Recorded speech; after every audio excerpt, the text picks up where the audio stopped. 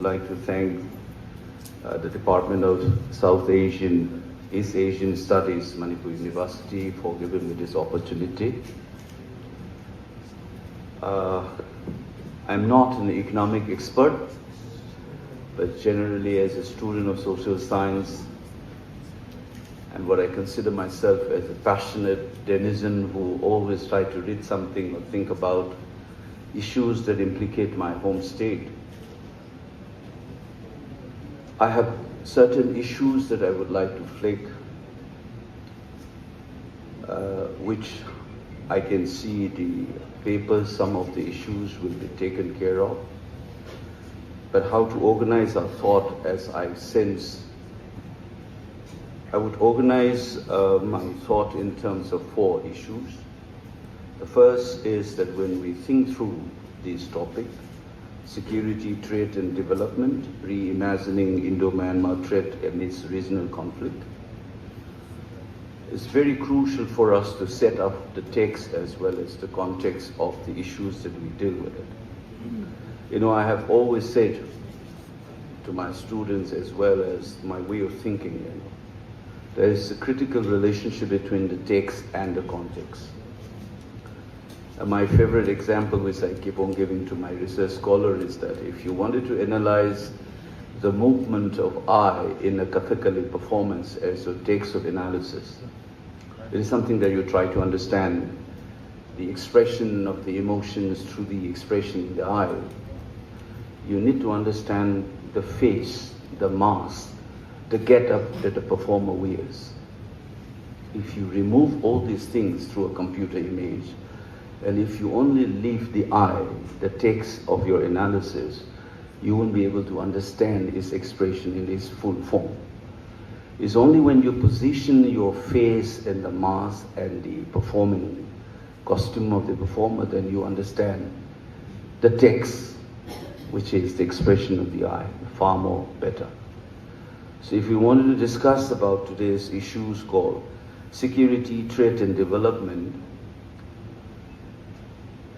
as the 3 key concepts of thinking through the relationship between Indo-Myanmar relationship. This is all research scholars are here and professors are here.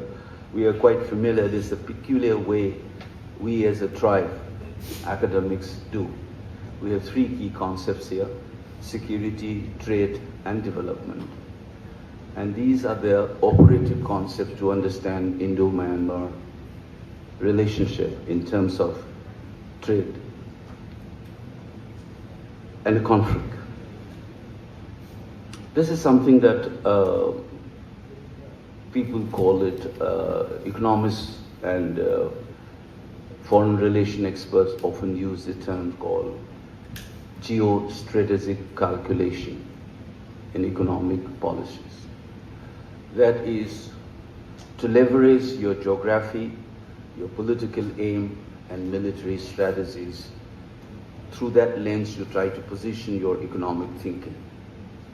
It is this geostrategic calculation that we need to understand, or what this seminar is looking for. Is essentially, what are these geostrategic calculations are involved in looking at this relationship between India and Myanmar. So as I said, given this, I'd like to organize in terms of 4 specific ideas to think through these issues. The first one is, who is thinking through this process? Because that location, as we call it in social science, is very important. Who's thinking through these issues of Indo-Myanmar trade amidst regional conflicts? If an American is thinking through this, or a Chinese is thinking through this, or an Indian is thinking through this, or a Japanese is thinking through this, they are bound to have different ways of looking at the same issue. So I think, like all social science students, we need to understand who is thinking through this process, and I would like to look at it first in terms of my own home state, because this is happening in Manipur University. So when you leverage geography, politics, and military and so on, and through that lens you try to look at economy and development, it's important to understand a brief sketch of what is geography tells you, what politics tells you, what strategic experiences tells you as a Manipuri when we look through this. For this, we need to have a historical sense of a shift. I may be wrong, but this is a general sense that my reading in history of the place and the region tells me. The little that I understand about these issues, I think that there has been a critical shift in the 19th century in our relationship with Myanmar, which even transformed the geographical conditionalities that have determined our relationship with our neighbor in the east. So let's look at geography first, because economy as conditioned or occasioned by your geographical factors is very crucial in this way. Then you need to understand what the geography tells you about our relationship with our eastern neighbor. When I look at the geographical factors, we know right from the geological theories till the historical period, we know that we are part of a mountainous fall created some 50 million years ago to the collision of the Indian plate with the Euro-Asia plate and the creation of the Himalayan fold. And the part of the eastern fold is what today we call it Yauma Aranka range, or sometimes people refer to as the Purvanchal or the Eastern Himalayan fold. We are part of that, geographically speaking. So see from the Kashmir, if you see that particular fold goes like this, from Arunachal it goes southwards through Nagaland, Manipur, Mizoram, and it goes all the way to Arakan. Then even within the sea you see this fold, and some of them pops up as islands in Andamans and Nicobar Islands. That's a kind of a formation. That geography determines our orientation, our cultural orientation, our national character, and our economic aspirations, and our engagement with the others. That we are a mountainous people. We live in a mountainous region. And these particular four, Yauma-Arakan range or the Eastern Himalayas, effectively become sort of a boundary between, geographically speaking, not in a cultural sense, between what the geographers today call it Southeast Asia and South Asia. Among the scholars, there have been debate whether the distinction between Southeast Asia and South Asia is merely geographical and political, or is it more deeper than that in terms of civilizational and cultural distinction is there? A lot of scholars, many of the mainstream scholars, well-known Indian scholars, tend to argue that this is a mere geographical and a political map. But my argument has been, which I have written first time, I think in 2005, this distinction is not merely geographical. There is a civilizational, cultural correlates that distinguish these two. One of the hint to that distinction is when we have this look is policy. Now look at policy. How does the Indian leaders think about Northeast? How does our practices of intellectual craft like historiography or economic planning look at Northeast? You will see here, and I think one of the propounders who have articulated this very clearly was the then donor minister, Mr. Manishankar Iyer, who said India's southeast begins from India's northeast. It is to say it's not a geographical imagination. I have tried to use these expressions by the then donor ministry, and some other authors have used it, including my former colleague in CSDS, Yogendra Yadav, have also used it in one of his writings. So there is a peculiar way in which the Northeast is understood in terms of cultural and civilizational category. And that is what they meant when they say Southeast Asia begins from India's northeast. This is culturally, they are clubbing it together with Southeast Asia. So that's the notice for you in terms of a general marker where we are located. So it is this notice which is thinking through this issue of Indo-Myanmar relations in this whole primarily. It's not a Tamil, it's not a Maharashtrian, it is not a Punjabi or a Delhiite who is thinking through this relationship between India and Myanmar. So we need to know what is the location. So how we are located and how we are related with Southeast Asia is this civilizational, cultural way of looking at it. I'm not going to go in, that's why I repeatedly use both the expression civilizational and cultural. Some people tend to distinguish these two terms, just as we try to distinguish the category of culture from religion. But if you look at the problematics of these conceptions like culture, religion, and civilizations, they acquire a specific meaning today. But historically speaking, if you look at it in the works of, say, for example, scholars in the 19th century, anthropologists and so on, you will see that they are used interchangeably, especially in German tradition. Kultur would still mean what we mean today as civilization. So what I'm saying is that when you read these categories, there are distinctions between these categories, and that is why, if you're wondering why I am repeatedly using these two terms as if they are interchangeable. So I said, we are marked civilizationally and culturally in that sense differently, and in that sense we are part of Southeast Asia. Geographically, we are at the cusp of these regions, and this particular mountainous fold on which we live becomes sort of a border marker between these two regions. And because of our location in this, we have a peculiar way of looking at things, peculiar experiences contingent upon this location.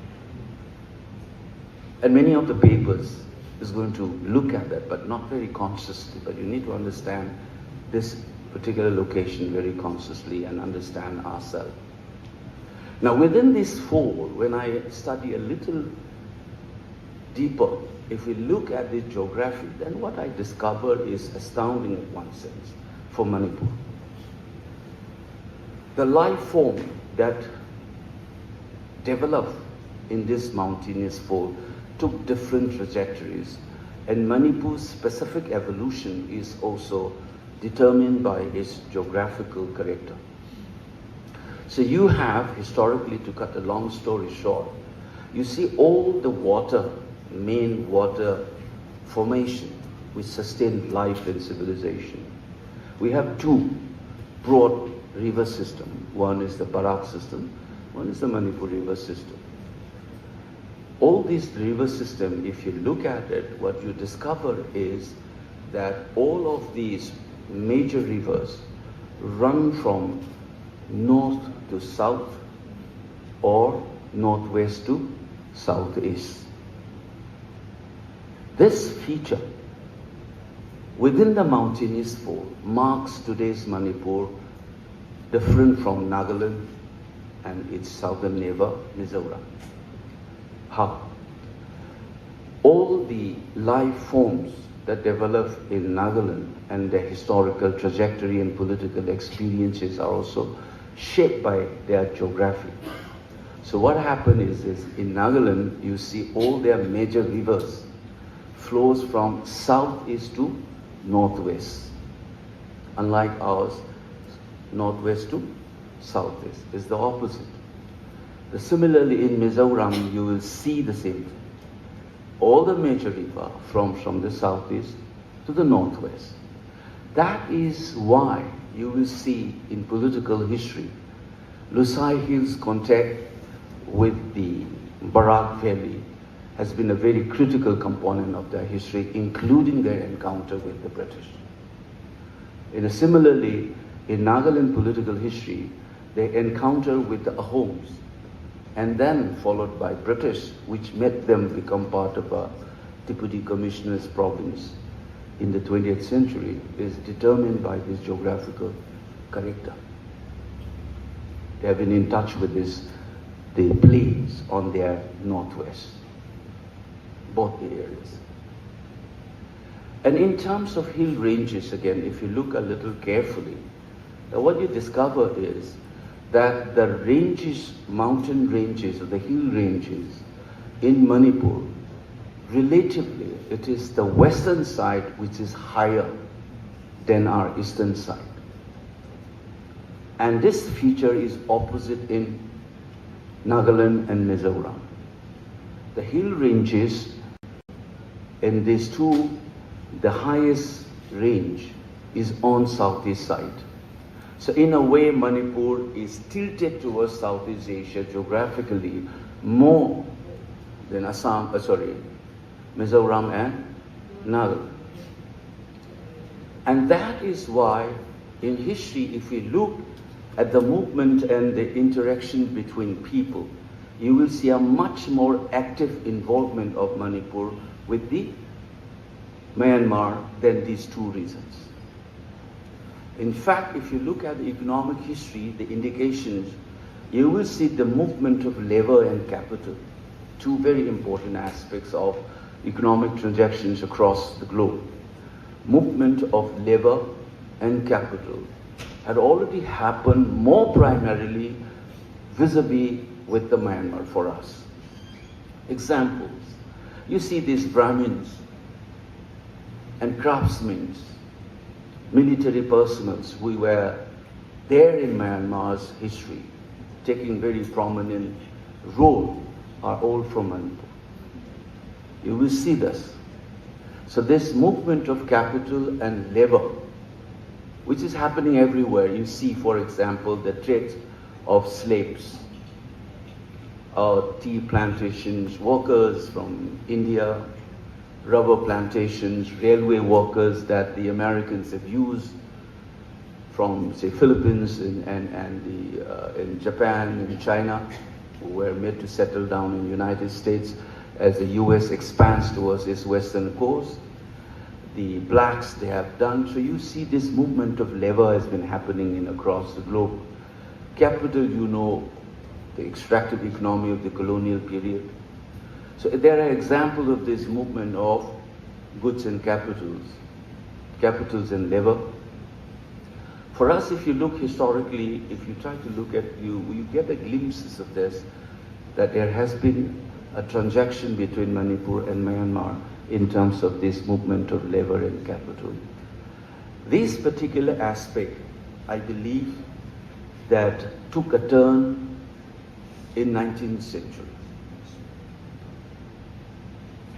If we calculate it, especially with the consolidation of this shift took place with the first Anglo-Burmese war, in which we got implicated.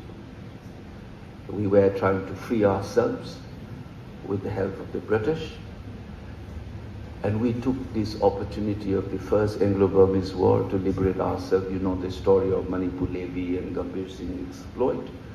It was supposed to be a joint venture with the British, but the British withdrew it after training them. The only officers who actually asked the company to send himself to accompany Gambhir Singh was Pemberton. From that moment onwards, you will see that our economic activity of movement, labor, transactions is increasingly sucked into the South Asian dynamics rather than Southeast Asia. So what I'm saying is that if you look in terms of geostrategic thinking historically, 19th century was the shift where our transaction with the western part of our border increased manifold, and till today we are all looking to Delhi. Psychologically we say Delhi kya kahenge, what the Delhi is going to do, Delhi must do this, you know, they should fund. So we are all oriented towards this. So when we are thinking this location, what Manipuri's relationship with the Indo-Myanmar, historically this last canvas of the shift of the 19th century and how it continues increasingly, how we became a part of the South Asia. So when they think about look is policy, for us, we are thinking about another way of regenerating, realigning ourselves with a historically rooted experience of our relationship with the Eastern neighbors. So that's a kind of a thinking that we must have it. I'll come back to this mind shape, how it affects us, and what is that we need to think more critically in which I'll talk as my fourth issue. So the first issue is this understanding this historical locations of us and our relationship with the Indo-Myanmar. So when we think reimagining as a Manipuri, as a Northeasterners, how we would be looking at it. Why I am locating this is, very important. When a Maharashtrian thinks, when a Punjabi thinks, or the economic planning with the Myanmar, is bound to have a very different way of looking at it, given our locations. And we must not co-opt their way of looking as your own. This is a known. Location is a very critical category in social science, because they say in feminist theory, all the categories are rooted in patriarchal ethos and we internalize it. So people said the women started looking even at their own bodies exactly in the way a man would look at it. So we need to recover our own vision. That's why I mentioned the first issue, that when we deliberate on this topic is to constantly explore what our location has to do with the way we understand things. Is it really our own vision? Is it something else? And how do we position ourselves? The second one is what I will call it immediate context. These are the things that I have been using it during the last 30 years or so as an academic professional. I always ask, just as the text and context. When you think about the context, you can also think about something called immediate context and a broader context. The context can be differentiated. If I can go back to the example I gave you, the eye and the face relationship is an immediate context. And the costumes and the performance is the broader context within which this meaning is generated. So the immediate context is the relationship between India and Myanmar, mediated by China. It's a triangular way of, we cannot understand in the immediate context when you look at Indo-Myanmar relationship, the immediate context must be formed in terms of dynamics in three ways. It's a triarchic model you should position as. That's what I believe in. One is India, China, and Myanmar. We cannot think about India and Myanmar alone, because anybody who has been following these dynamics, you will know, when India thinks about look is, in their scheme of things, China is not part of that economic imagination. It is the economy of the Southeast, that's what they would say. And that is one of the criticism against the look is policy or act is policy. Since you have excluded China from your scheme of things, what is the way we're going to get benefit? Southeast Asia economy is not the only way, because there is a critical link between Southeast economy, including in terms of geostrategic calculation. So whenever we think about relationship with the Indo-Myanmar relationship, it should not be a binary sort of a framing. We should have a triarchic model. China, Myanmar, India. This is a triarchic model that we need to know. If you look at it, you will see a couple of issues. I know the economists and who have done on this will have much more detailed understanding of this one. Mine is a general understanding as I read it. We have this 1970 bilateral trade between India and Myanmar, how it gets evolved over the years. Our investment in infrastructure, for instance, in Myanmar, and oil and gas. If you do a comparative study with the Chinese hold on Myanmar, even on this sector, other is communication infrastructure, especially railways. The Chinese investment in Myanmar. So when you have this three-way relationship, Myanmar's own dynamics, India's own dynamics, we need to understand. For Myanmar, look at its complete, almost like a dependence on China.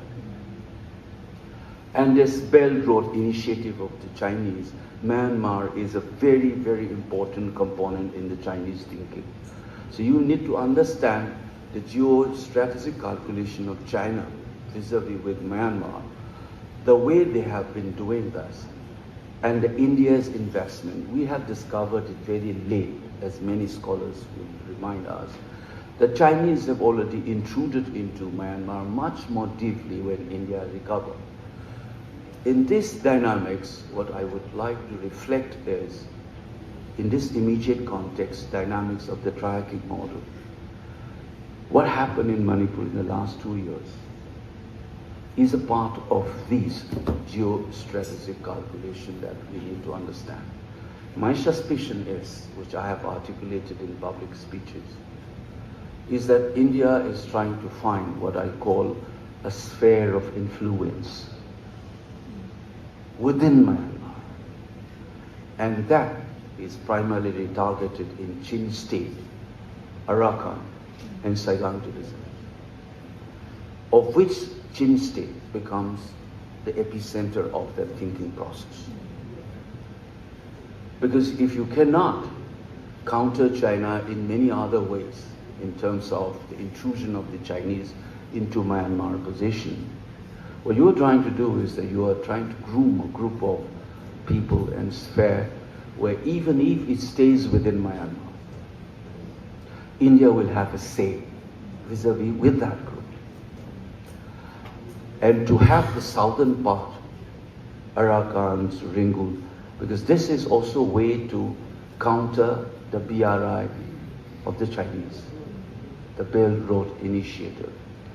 And so this conflict that we experience in Manipur, I suspect it's a part of these larger dynamics.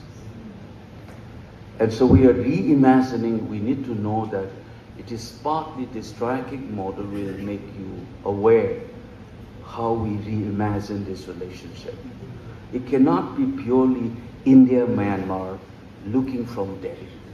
And we need to find it out, what is this calculation given this triarchic model? And all the other things, Zakatar and More, and look at the economic zone of Chinese and the Myanmar, and the way from the Yunnan side what they have been doing it. You position all their military calculations, the ethnic armies within Myanmar, who is having a hold on these ethnic armies, and with the junta, who has a major say. And almost some people will even hint you in international politics it's perfectly fine for India to play a dual game. India is similarly with the PDF group. At the same time, India is not abandoning its support to the junta. That is the sort of a play that we have it, and then we need to understand whatever you are thinking about Indo-Myanmar, that binary framing will not do. If I can draw a parallel of this triarchic model, allow me to draw a definition of disease by WHO in 1948.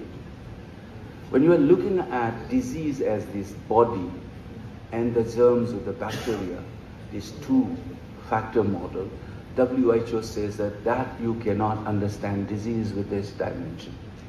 You need to have a third dimension, which is environment. And it says that disease is a complex phenomenon produced by interaction among these three factors: the agent, which is the virus or the bacteria, the body, and the environment.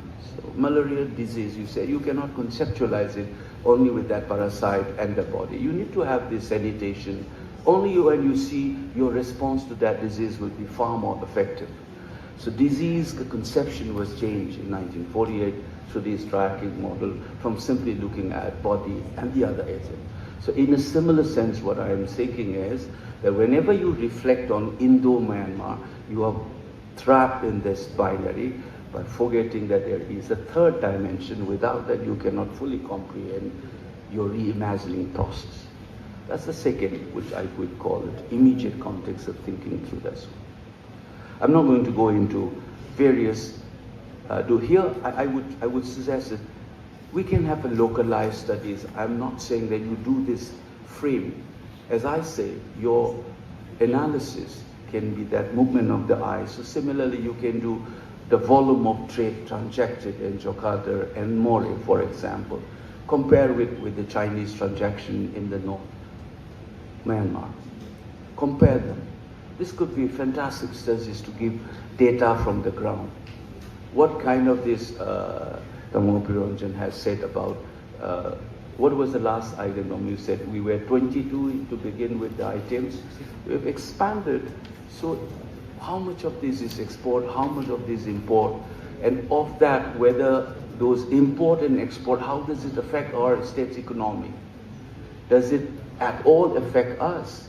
Or we are just a transit point? The one fantastic example is a truck passes through Manipur, and some of the sins on the way, it trickles down. The major benefit is the other part of the country. Are we happy with this trickle-down effect in the name of Indo-Myanmar trade? So you need to ask these things, but within the larger framework of the triarchic model as well. The third theme that we can look is broadly the nature of the global economic position. Here, we need to know something is happening, which is, we call it a geometry of global trade, geostrategic calculations. How does it operate? The broader concept is there is a sort of a fragmentation, and trade protectionism seems to have come up in a big way. Earlier, our thinking is that globalization, if you remember, if you trace back World Trade negotiation, GATT negotiation that went on, and around 1980s there was a shift, then we have World Trade Organization.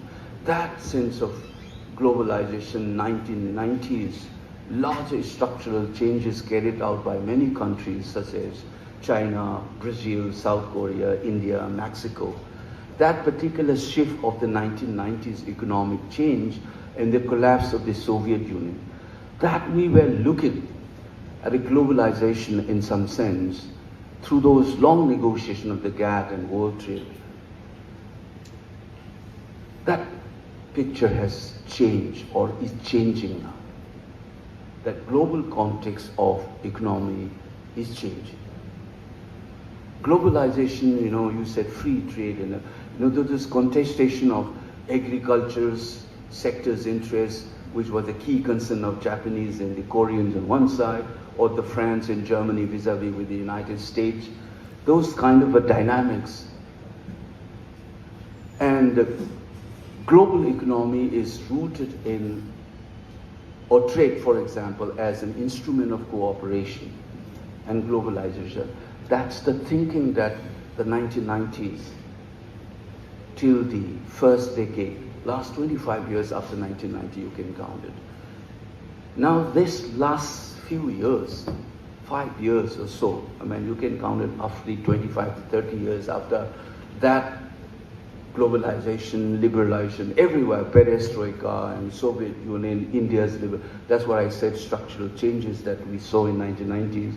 In India, the classic moment we often talk about in terms of Manmohan Singh's budget, the presentation of budget. That picture of global economic structure is changing, and today it is marked by what is called rising geopolitical tensions across Ukrainian conflict, the West Asia problems. Everywhere this tension is happening. And trade protectionism has gone, fragmentation of the economy, and which leads to what some economists call it friendshoring. They are turning towards who's your friend and multiple trading partners. That's what you are sensing in now, the tension right now when Trump imposes these tariffs on India. It is trying to shake our relationship. India, if you listen to our foreign minister, he will often remind you of this. I am free to enter into any relationship with anybody. That particular way, which is, people call it friends shoring, friends short form of economic. That means you are aligning with your friends. I mean, if you may have a problem with Russia, but if it is my friend, I do business. I do not go by your global blocks and so on. So this fragmentations in economy and rising geopolitical conflict in the world, the nature of economic relationship globally is changing, especially during the last 5-6 years. So if this is just part of the same geopolitical instability that the world sees, that's what you're seeing in Myanmar. It's everywhere. Russian fighters are involved here. You know how the Myanmar regime is, the junta is actually holding on. They said, in some senses, it's not the army, but it's the Air Force, which they have superiority. If you remember Second World War stories, the fate of Britain was hanging on the RAF pilots, they said, for so many years after France was taken over by Germany. UK was relying on its Royal Air Force, and secretly we know how American pilots used to fly those aircrafts, even if they were not in war. So there is an element of these involvement in our just neighbor. It's not a local event. What's happening in Myanmar is not a local event. It's part of a larger instability and rising geo-military tensions across the globe. This affects the way, so the fragmentation of these economic structures. So people are looking more into neighbor and friends, and we do. So this multiple way of dealing with things, you can see this statement in many of the interviews by our foreign minister as well. In terms of this, our old form of looking at the global economy to look at our transaction has to change. So what's happening in these terms of rising trade protections, geopolitical tensions, and fragmentation? People are looking for more resilience to be introduced in supply chain, do with your friends, your business. So in this sense, how do we reimagine our relationship with the West? Unfortunately, again, there is something called the weaponization of finance. Increasingly, economy is being used to achieve your political and military and strategic gain, instead of the earlier way of looking at trade as an instrument of cooperation. Today, trade is weaponized to exert political and strategic aims. So this weaponization of finance, the fragmentation of the global market, rising geopolitical tension, within this, how do you reimagine? What will be your framework to look at the dynamics is very crucial for us, including the earlier conglomeration like the ASEANs or BIMSTEC. How do they operate with this new trade? We need to have a rethinking process, keeping in mind this larger context. The last issue that I would like to talk is to go back to the first one. We begin and end with that. Is to look at Indo-Myanmar, pick up that India and Manipur. We see this weaponization of finance, geostrategic calculation in economy. Our experience, we tend to forget. We have always been part of this kind of a lens throughout the last 75 years. That Manipur or the Northeast is always looked through a strategic lens. Your trade, your development policies, your economy has never been free from these geostrategic calculations. For the rest of the global discussions today in economic development, international trade, one is using this phrase called geostrategic calculations. My submission is that within this country, our experience or our nature of economic policies and development processes of which we are a participants in some way, largely as the beneficiaries rather than the productive force or the contributor in some sense. We are the buyers, we're the consumers of these economic structures. That places you in a very different position unlike the Punjabis or the Maharashtrians or other places. Northeast is majorly positioned as a consumer and the beneficiaries. This geostrategic lens, people have written, and I'm just trying to remind ourselves again. NEC, role of governors, and his report on law and order. Why is it been part of deciding your economic policy? When you build roads, it's for the enhancement of not goods and services, but it's rather to facilitate strategic aims, troop movement, faster movement, mobilization of troops, and so on. So I've given you two examples, how NEC operates. Why is that development is always seen through this? But development of infrastructure is how it is always looked through this strategic calculation. That's why I said governance on report, on law and order, influences his policy, your investment. Third issues, your whole economic thinking is also rooted through counterinsurgency and the so-called alienation. So your economic policies, even within this experience in the last 75 years, we think that this geostrategic calculation is a new vocabulary or a new lens to look at the global trade and economy. But for us, our own economy has always been within that lens. And that is why and wherefore of our economic status must be understood within that lens. And so when we say India's relationship with Myanmar, I have already talked at the beginning about the locations. When you and I think, it's bound to differ. Because of this, I said trickle-down effect. The major benefit is that truck is going to Delhi, something trickle down here. That's a benefit of the look-east policy. What is our role? We have been a consumer all throughout. So what is our role? What are our resources? What are our strengths? In this, in policy-making decisions, whether our intellectual economists, how many of them play a significant role in shaping and thinking about these policies?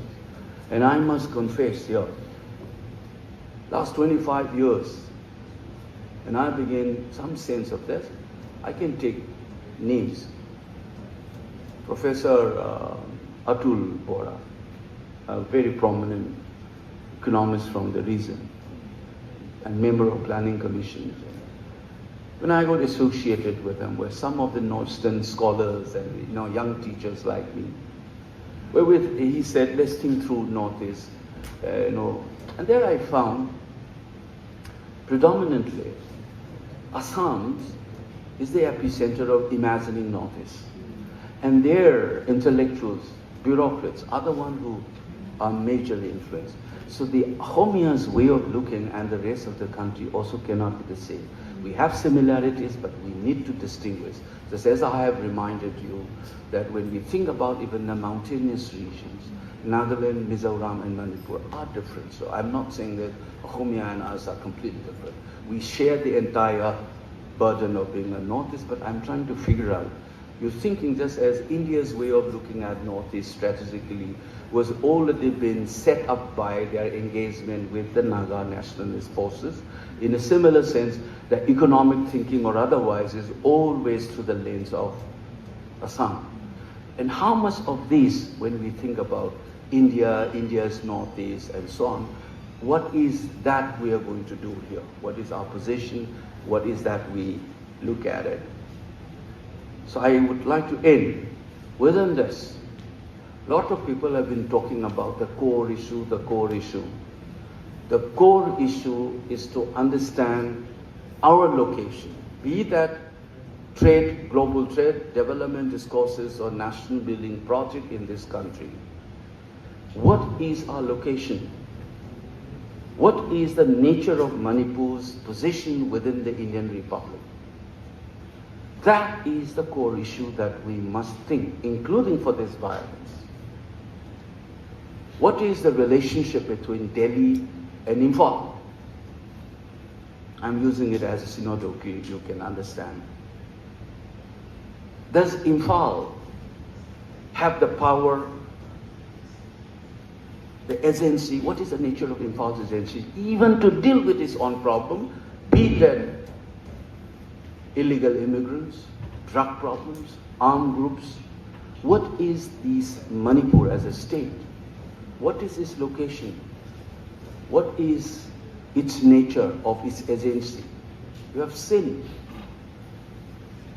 That is the core issue. All through I've been saying since beginning, I said location. Our core issue is not only when thinking through economic development, our participation in the nation building project of the country, anything that you think, cultural project, military strategy, what is that location of us? So in short, I only put it, this location we must ask, what is our place in Indian Republic? What is our relationship with Delhi and Imphal? Remember that Delhi and Imphal relationship is not acted through on government to government relationship alone. It could be a national political parties, central and a state unit, All Manipur Football Association, All India Football Federation, Sanjit Nagak Academy, UGC, Manipur University. What is the relationship? It is acted out in various domains. That we need to know when we think about India and our relationship. What is our location in that India? Would you be able to influence the decision-making process? And what is the decision being taken? Is it what interest of yours is being represented in that one? All that I have said is to understand this location.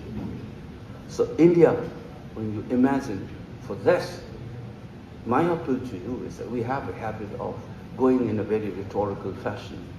You need to understand yourself, Manipur, its history, its uniqueness, based on your own accurate intellectual competence to understand exactly not all your desires and manipulating facts. You need to understand this country far more than your rhetorics. What is this country? What is India and what is in our position? That even when you say we as an Indian, then you will understand better what India, that India you're talking about. And when you say we as Manipuris, what is that Manipur you're talking about? I'm just giving you this. It's a critical thing. Otherwise, as I have said at the beginning, in all social sciences research, if you wanted to have some sense of objective truth, that the investigators on location must be first understood and positioned.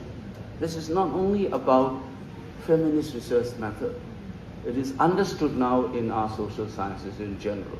Your location, look at PUCLs. Incidentally, I'll be talking tomorrow about that report here in the university. We call it in social science reflexivity. You should have been able to think, what is my ideological orientation, my assumptions, my biases, my background influence the way I see things. If you have done a little bit of analysis on that, you will see things more objectively. It is in that spirit I am asking. You need to understand India properly and Manipur properly. I've laid out some of the issues in terms of to conclude it. I've said about our locations, exactly the historical shift, and especially in terms of economy, of movement of labor and capital.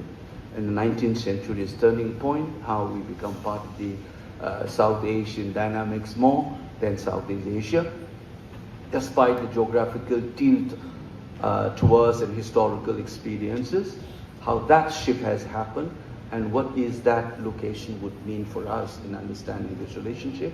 Second, I talk in terms of an immediate context, where I have suggested that you cannot look at India and Myanmar. You need to have a triarchic formulation of India, China, and Myanmar. Only then you will be able to see things much more clearly.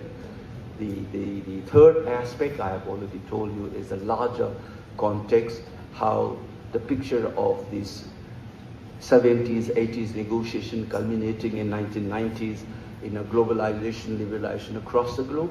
That economic structure has changed globally now. It is more fragmented, and there's a rising geopolitical tension across the world. And then many countries are adopting this, what is called friend-shoring approach, doing business with your own friends and so on. And fragmentation of the global economy In the light of that, how we reimagine. The last one is, I'm going back to the location again to understand what is Manipur's position in this Indian Republic. For that, you need to understand Manipur itself as well as India. You cannot rely on certain rhetorics, either for or against. You need to have a very positive and objective assessment of these two questions. And I believe that that's the core issues, because many of us have in our mind as if Manipur is a concrete reality, like an independent sovereign country that existed before, in a peculiar imperial world order. That Manipur you are bringing in here today without realizing. I have written this long time back in a local newspaper. I call it Manipur is a constitutional fiction today. You need to understand, but in our mind, we have a very substantive way of thinking about Manipur. Your concrete reality, you need to understand, and all your thinking process must be based on this acceptance and engagement based on this understanding. Otherwise, you will have a very different, I can give you examples where we have been making mistakes because we don't understand these dynamics. So I have in with us the entire thinking related to today's conflict. I have already said how this conflict is also related to that particular dynamics. And my core issue is this question. For everything we think, what is our place in Indian Union? What is the relationship between Delhi and Imphal?